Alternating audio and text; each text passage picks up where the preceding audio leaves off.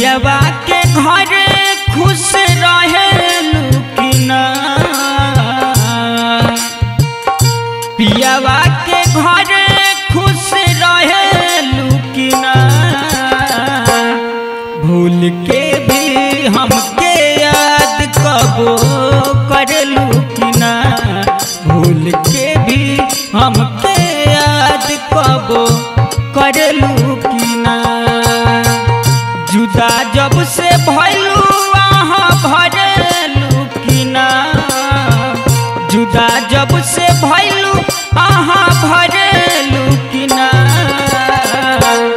भूल के भी हमके याद कबो करलू कि ना भूल के भी हमके याद कबो करलू कि ना।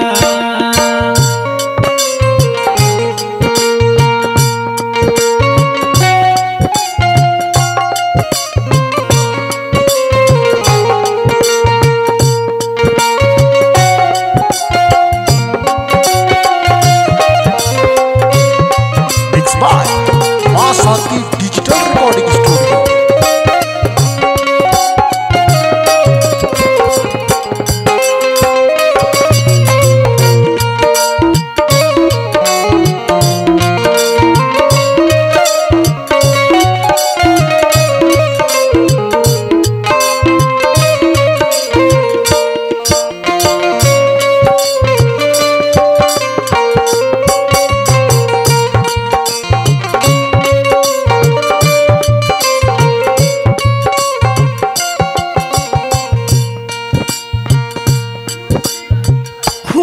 रही है अपना तू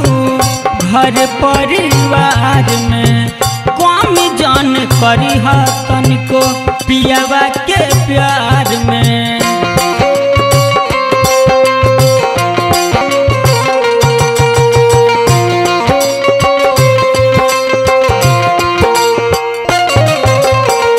खुश रही है अपना तू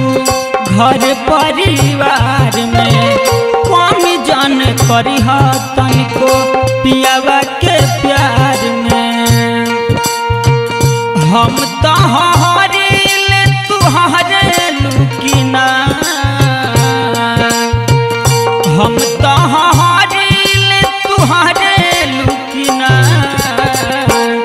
भूल के भी हमके याद कबो करेलू कि ना भूल के भी हमके याद कबो करेलू कि ना।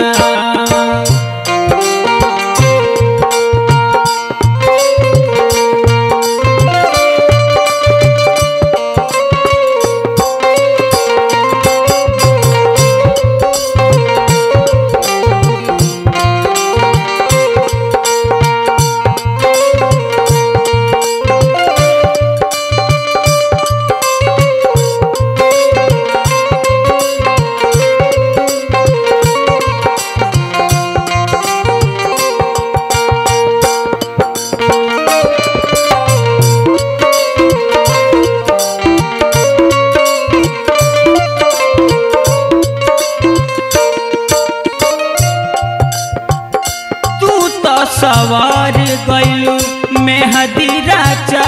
के फोटो तोहर रखल बानी सबसे बचा के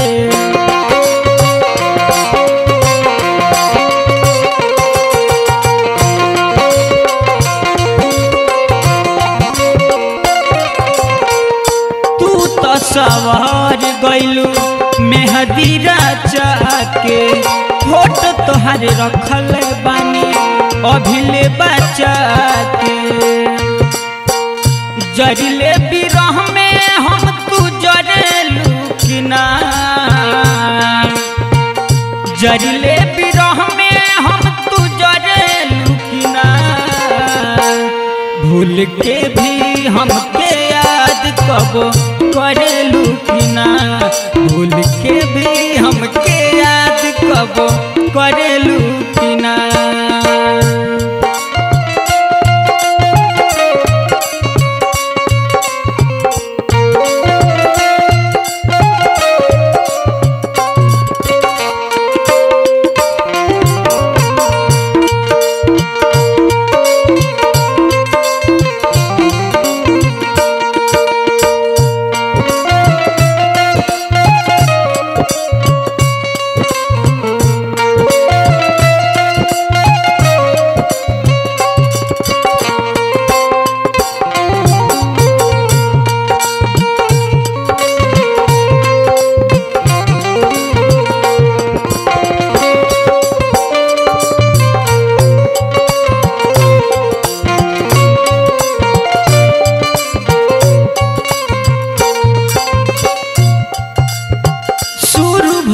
तहर से बोली दर के जिंदगानी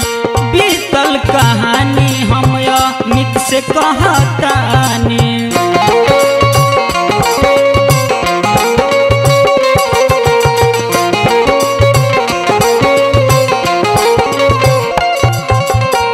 शुरू भइल तहर से बलिंदर के जिंदगानी बीतल कहानी हम अमित से कहतानी। पहले के बात याद पड़ेलू कि ना, पहले के बात याद पड़ेलू कि ना, भूल के भी हमके याद कब करेलू कि ना, भूल के भी हमके याद कब करेलू कि ना। पियावा के घरे खुश रहेलू कि ना, पियावा के घरे खुश रहेलू कि ना, भूल के भी हमके याद कब करेलू कि ना,